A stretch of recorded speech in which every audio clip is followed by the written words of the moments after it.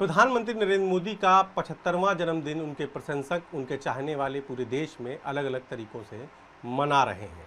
लेकिन प्रधानमंत्री का 75 वर्ष के बाद क्या है राजनीतिक भविष्य? ग्रह उनके भविष्य को लेकर क्या कह रहे हैं? जो ग्रहों की चाल है वो किस दिशा में है? ये तमाम सारी बातें इस वक्त ज्योतिष शास्त्र में खंगाली जा रही हैं।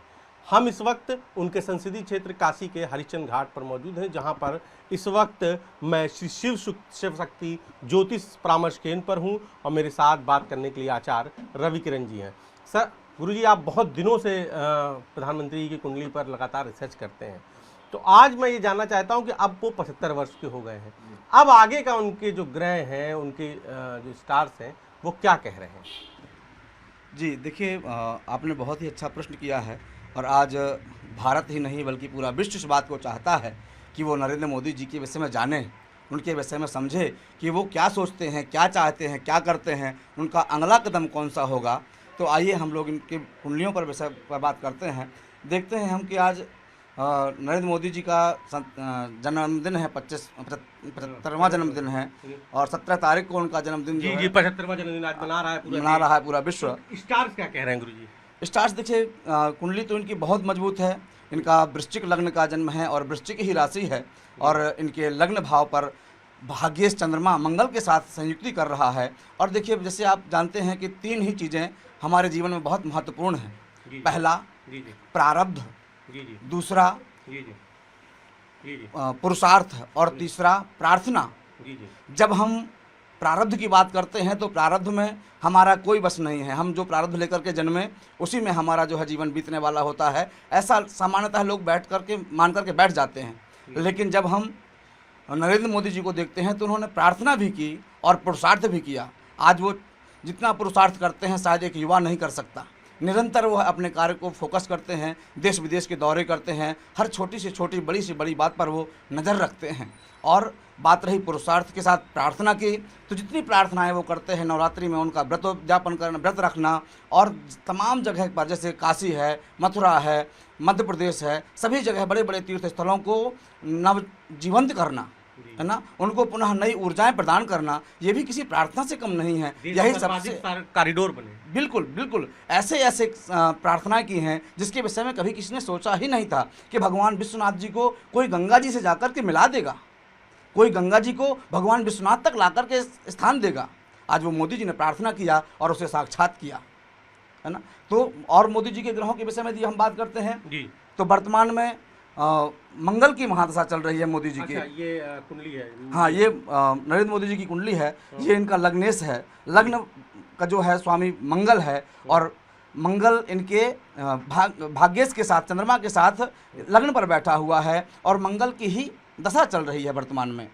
हालांकि वर्तमान में मंगल में केतु चल रहा है तो ये समय थोड़ा संघर्ष वाला है।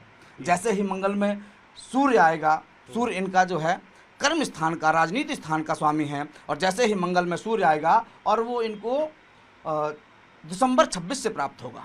अच्छा। हाँ, उस समय के बाद और लेकर के 2027 दिसंबर तक मंगल में सूर्य और मंगल में चंद्र। इस समय मोदी जी का कोई हाथ पकड़ने वाला नहीं होगा। इनकी विश्व में जय जयकार होगी। विश्व के बड़े बड़े नेताओं का, बड़े बड़े शीर्ष पदों पर स्थित लोगों का, बड़े बड़े गुरुओं का, पीठाधीशों का इनको आशीर्वाद प्राप्त होगा, जिससे इनकी जो है राजनीतिक स्थिति चरम पर पहुंचेगी।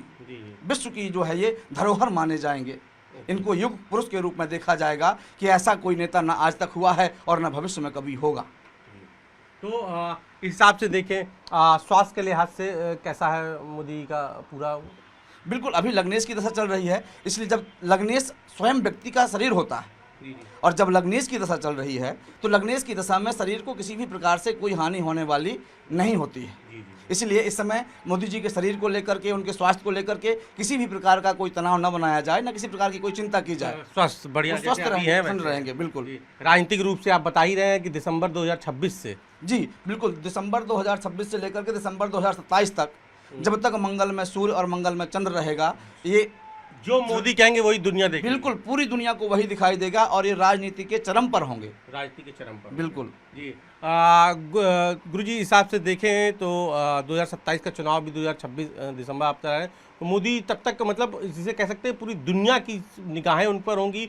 जिस तरीके से पूरी दुनिया में भारत को विश्व गुरु बनाने के लिए प्रधानमंत्री मोदी लगातार कोशिश कर रहे हैं, वो उनका जो मिशन होगा वो भी मुझे लगता है उस पर पीक पर होगा। वो बिल्कुल देखिए, जब आपके भाग्येश की दशा आपके साथ होती है, जीवन का जो हम लोग कहते हैं ज्योतिषी भाषा में कि जिसको हम कहते हैं कि गोल्डन पीरियड है ना, हमारे जीवन का गोल्डन पीरियड क्या होगा, तो वो गोल्डन पीरियड तब होता है जब राजयोग करती हुई दशाएं साथ में मिलती हैं। तो इनका मोदी जी का जो राजयोग कारक ग्रह है वो मंगल और चंद्रमा है। चंद्रमा इनका भाग्येश है और मंगल लग्नेश है। सबसे अधिक महत्व यदि किसी का दिया गया है जीवन में तो भाग्य का।